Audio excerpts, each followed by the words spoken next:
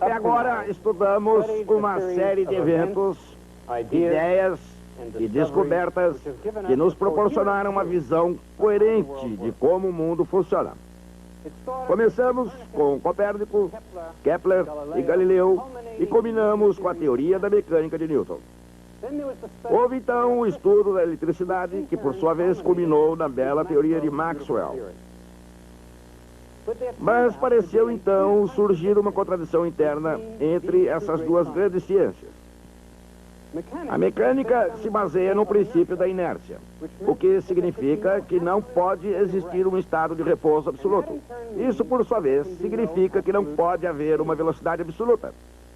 Mas a teoria de Maxwell incluía uma velocidade absoluta, a velocidade da luz. Albert Einstein surgiu então e reconciliou essas ideias para todos nós. Mas fomos obrigados a abrir mão da nossa compreensão intuitiva do significado de espaço e tempo. Enquanto isto, uma terceira história se desenvolvia, o estudo da matéria. Num certo sentido, a termodinâmica fazia parte dessa história, pois tratava das alterações entre a matéria e a energia. No final das contas, ela acabou nos oferecendo uma visão nova e profunda do significado do fluxo do tempo. Mas há uma questão com a qual ainda não nos confrontamos. A velha questão das partes integrantes da matéria.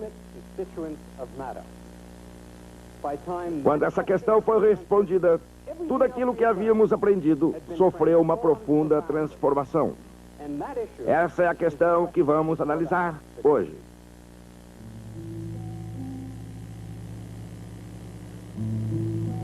Na primavera de 1913, a velha questão de que é feita a matéria ocupava a mente de Niels Henrik David Bohr. E a resposta do jovem dinamarquês, uma resposta quase revolucionária, foi o modelo do átomo de hidrogênio. Seu trabalho foi importantíssimo, uma virada decisiva da física teórica. Mas, de acordo com tudo que era sagrado na época, mecânica de Newton e teoria de eletromagnetismo de Maxwell, ela não podia estar certa. De qualquer maneira, suas ideias foram concebidas de maneira brilhante. Em primeiro lugar, Bohr adotou um modelo de átomo que se assemelhava a uma miniatura do sistema solar. Um núcleo positivo pesado ocupava o lugar do Sol. E como um planeta, um elétron era colocado na sua órbita.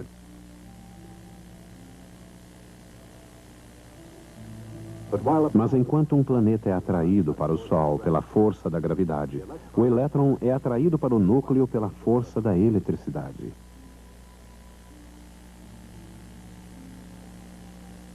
Assim, apesar da diferença entre os dois, ambos tinham forças da mesma forma básica de D sobre R ao quadrado, e ambos teriam as mesmas espécies de órbitas. Como Johannes Kepler observara e Isaac Newton explicara séculos antes, essas órbitas eram elipses. Ou, dependendo de sua excentricidade, talvez até mesmo circunferências.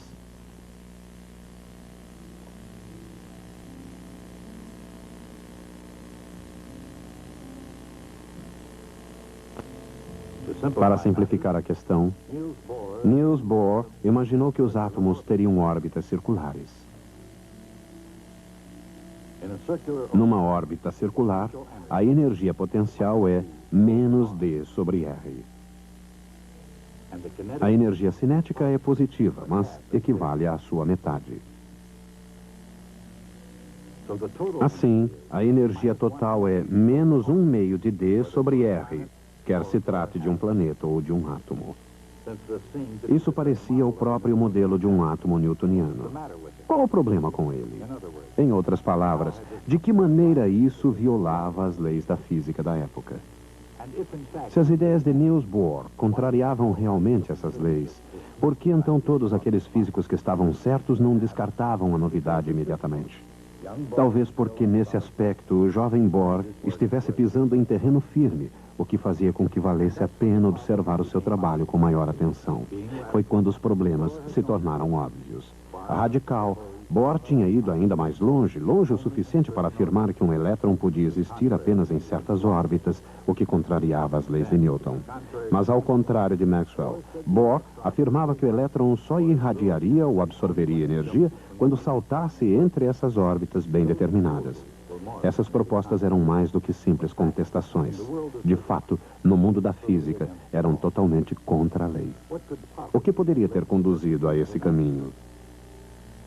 Uma geração antes, ao tratar da questão do átomo, o professor James Clerk Maxwell praticamente escreveu um livro. Como um dos editores da incomparável 9ª edição da Enciclopédia Britânica, seu trabalho sobre o átomo foi não apenas a ciência mais avançada da sua época. Ele resumiu toda a especulação filosófica desde a Idade do Ouro.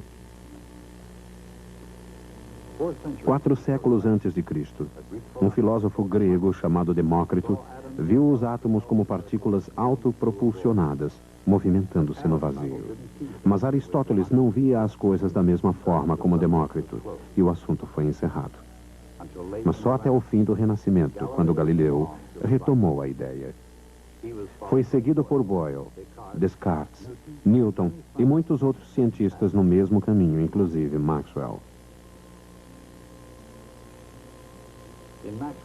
Nas palavras do próprio Maxwell, nos tempos modernos, a existência de átomos ocupa novamente lugar de destaque nas pesquisas científicas.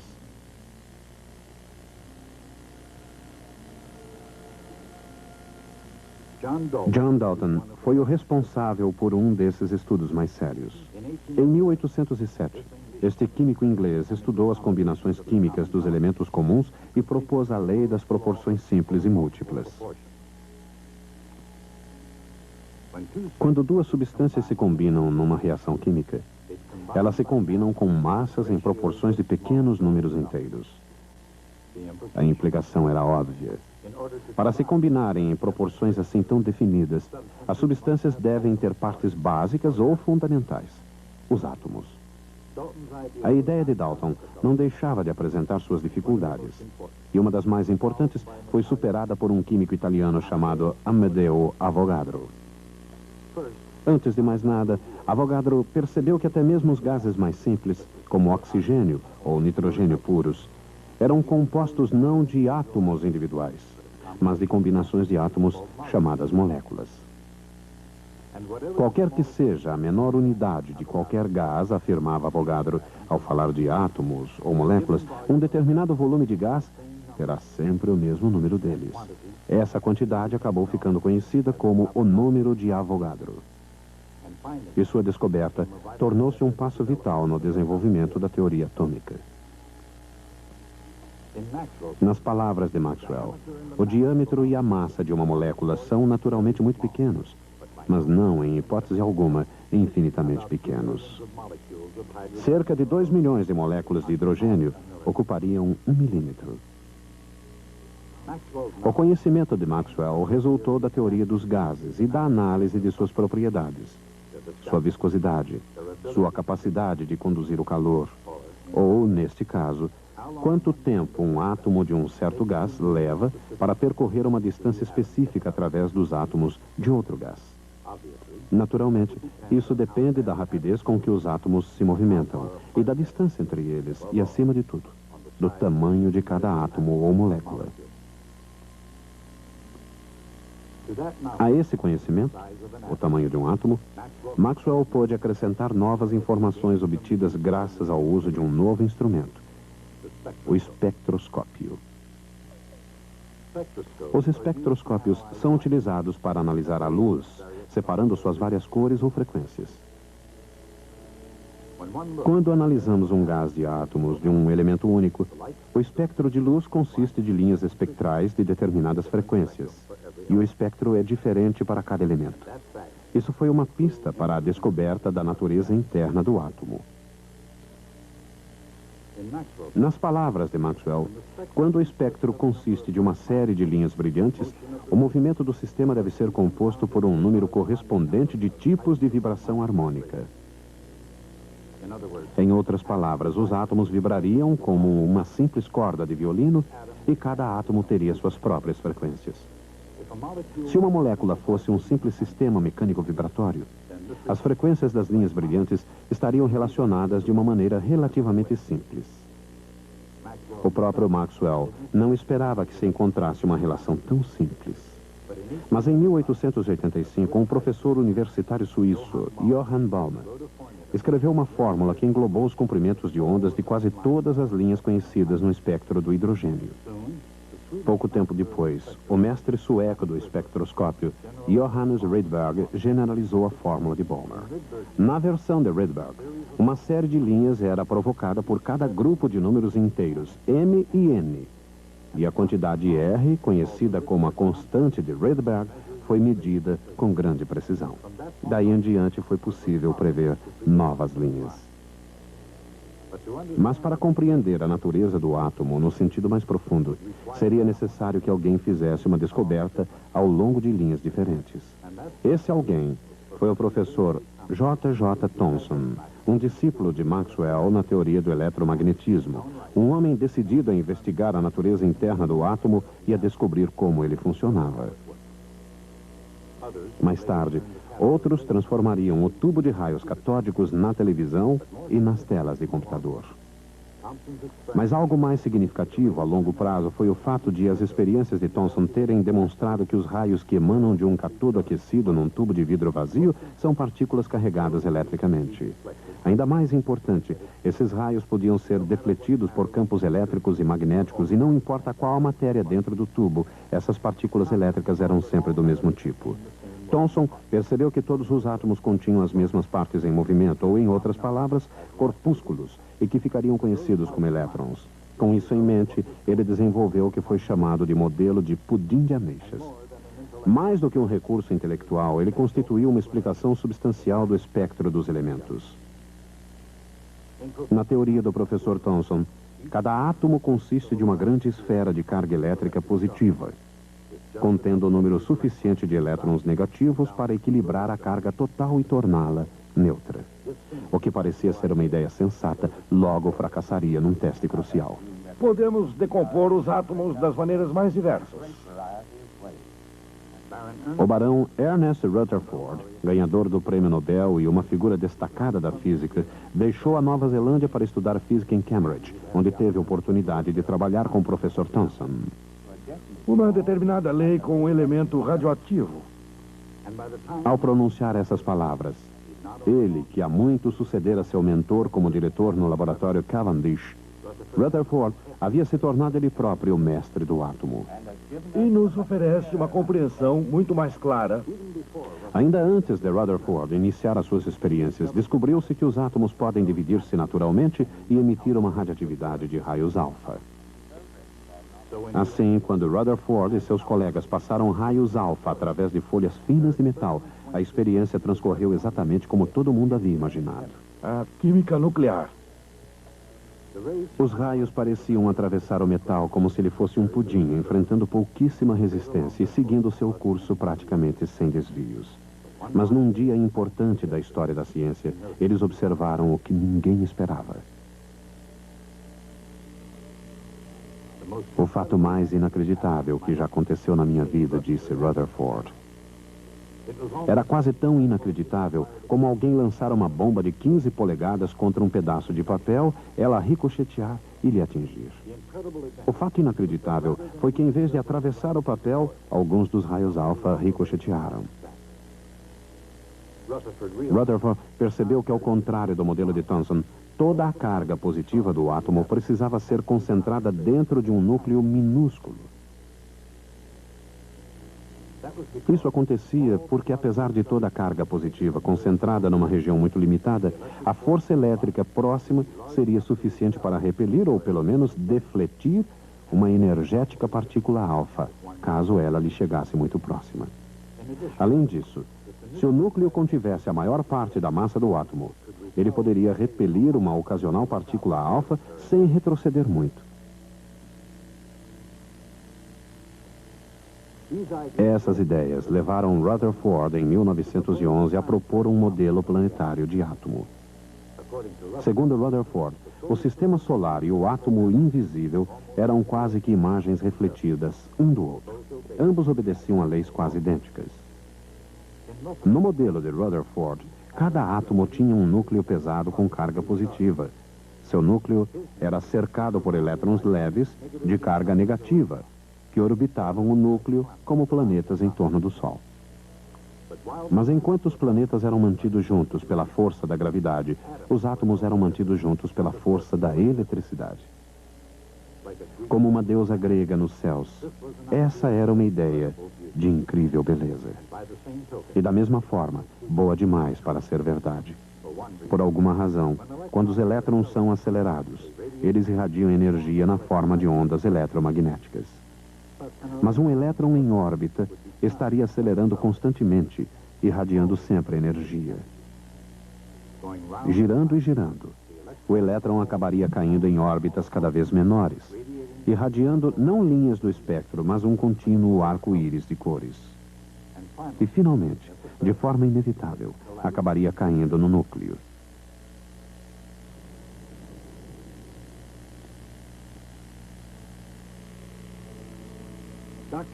O Dr. Rutherford obedecera às leis de Newton e Maxwell, e essas mesmas leis foram a derrocada do seu modelo de átomo planetário. O que era preciso era um passo ainda mais ousado. E o caminho seria iluminado por uma descoberta sobre a luz, feita apenas há alguns anos. Em 1900, um físico alemão analisou o espectro emitido por um corpo sólido aquecido. Seu nome era Max Planck. Sua teoria afirmava que a matéria emitia apenas discretas quantidades de radiação, em que a energia E era proporcional à frequência da luz, F. Uma coisa notável em relação à teoria do Dr. Planck era a quantidade, H, que tornou-se uma nova constante fundamental da natureza, chamada constante de Planck. Era notável porque, na teoria de Maxwell, a energia da luz dependia da sua intensidade, não da sua frequência. Mas talvez o mais notável de tudo tenha sido o fato de o jovem Niels Bohr ter utilizado a fórmula de Planck para criar um modelo do átomo de hidrogênio. Bohr supunha que o elétron do modelo do átomo de Rutherford pudesse existir em certas órbitas especiais sem irradiar energia. Passou então a supor que a radiação, na frequência prevista pela fórmula de Planck, seria emitida ou absorvida toda vez que um elétron saltasse de uma dessas órbitas para outra. Bohr não sabia explicar por que deveriam existir essas órbitas especiais, mas sabia que sem elas não havia esperança de explicar as linhas espectrais. Ele sabia também que, ao supor a existência dessas órbitas especiais, ele estava indo além da física de Newton e Maxwell e penetrando no desconhecido. Mas havia ainda um problema. O que determinaria as dimensões dessas órbitas especiais? Ele experimentou várias ideias e acabou escolhendo esta. Cada órbita tem um diferente momento angular. E a constante de Planck tem exatamente as unidades de um momento angular. Seria possível que as órbitas tivessem momentos angulares fornecidos pela constante de Planck? Bem, quase. De fato, os momentos angulares são múltiplos de H sobre 2π, uma combinação que recebeu o seu próprio símbolo, chamado H barra. Assim, no modelo do átomo de hidrogênio de Niels Bohr, a órbita mais interna tem um momento angular H barra. A próxima órbita tem um momento angular 2H barra. A próxima, 3H barra. E, de fato, existe uma órbita permitida para qualquer número inteiro vezes H barra. Reunindo essas ideias, é fácil encontrar os tamanhos das órbitas. O raio de cada órbita é proporcional ao quadrado do número inteiro n. O raio da órbita mais interna, com n igual a 1, daria o tamanho natural de um átomo de hidrogênio, em termos das constantes fundamentais da física. Seu valor equivale à metade de um angstrom.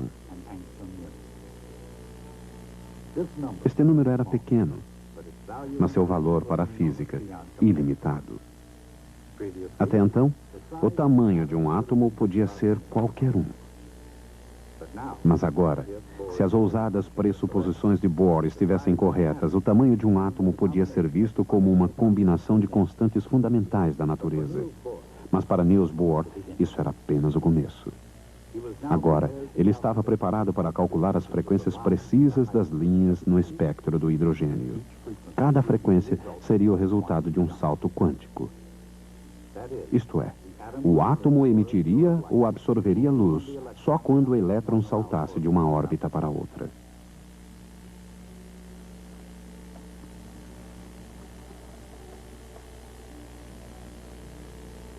Os elementos do cálculo estavam todos à mão, prontos para serem reunidos. Primeiro, os tamanhos das órbitas. Depois, as energias das órbitas.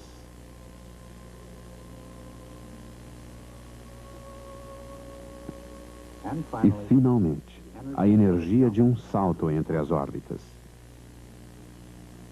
Quando esses elementos foram reunidos na equação de Rydberg, o resultado foi uma fórmula para a própria constante de Rydberg.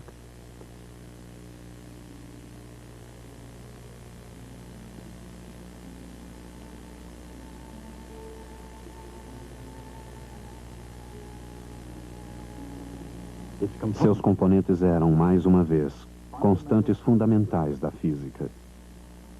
E quando todos eles foram reunidos, produziram uma previsão que podia ser comparada com a experiência. A coincidência entre o modelo de Niels Bohr e os dados experimentais era absolutamente surpreendente. Assim, como a ideia newtoniana de ação à distância, o modelo de átomo de hidrogênio de Bohr foi aceito não por ser fácil de se entender, ou por ser uma ideia também fácil de se conviver. Pelo contrário, assim como Newton, Bohr demonstrou uma notável concordância com a observação, algo que não podia ser negado. Ninguém sabia por que o modelo do átomo de Bohr deveria funcionar, mas mesmo assim as maiores inteligências da época concordaram que ele funcionava. Por quê? Porque na física de Bohr, assim como na de Newton, há uma concordância entre a teoria e a experiência. Simplesmente precisa demais para ser ignorada. Niels Bohr tomou a velha física e, com sua profunda visão do átomo, impulsionou diretamente para o futuro. Essa busca da natureza do átomo é particularmente interessante, porque as pessoas estavam tentando explicar algo que não podiam ver e que obedecia a regras que sequer haviam sido formuladas. A verdadeira questão é a seguinte: como é possível fazer uma coisa dessas? Por onde começar? O que é preciso quando nos confrontamos com uma série de informações confusas? É alguma ideia capaz de ordenar e explicar as suas características mais importantes. Talvez ela não explique tudo, mas revela os pontos-chave, as características básicas. Uma ideia como essa tem um nome definido na ciência. Ela é chamada modelo. De vez em quando tem-se uma ideia da qual se gosta tanto que chega-se a acreditar que ela encerre mais do que apenas características básicas. É possível ter-se uma ideia e acreditar que ela esteja realmente correta. Quando isso acontece, ela recebe outro nome: teoria. Bem, uma vez formulado o seu modelo ou a sua teoria, o próximo passo é parecido com o que lhes ensinamos a fazer. É mais ou menos como resolver um problema de uma lição de casa. É preciso determinar as consequências do seu modelo ou da sua teoria. É preciso obter a resposta correta no sentido de essa resposta corresponder à previsão do seu modelo. Mas aí aparece um outro problema. Aí então é preciso fazer algo que não podemos lhes ensinar a fazer: usar o seu próprio bom senso, pois, inevitavelmente, as consequências do modelo ou da sua teoria estarão em desacordo com alguma informação. A questão é a seguinte: o que fazer então? Qual a sua importância? Qual a razão para a sua existência? Será porque foi preciso fazer alguma aproximação a fim de conseguir elaborar sua teoria? Ou porque a experiência saiu errada? Ou isso seria a pista crucial que mostra que a sua ideia estava errada e que é preciso começar tudo de novo? Se eu estivesse ensinando vocês a pintar, poderia ensinar a misturar as cores, as regras da perspectiva. Poderia ensinar a escolher uma tela e preparar essa tela. Mas não poderia jamais ensinar a vocês como imaginar e criar uma tela como a Mona Lisa. Exatamente a mesma coisa acontece na ciência. Posso ensinar-lhes os fatos da ciência. Posso ensinar-lhes as regras mecânicas de como fazer a ciência. Mas jamais poderei ensinar-lhes a ter imaginação, criatividade, bom senso e, acima de tudo, a incansável dedicação ao trabalho, demonstrada por todos os grandes cientistas. Se você deseja ser um grande cientista, essas são coisas que você terá que conquistar sozinho. Portanto, reúna essas qualidades e não se esqueça de trazê-las para o nosso próximo encontro.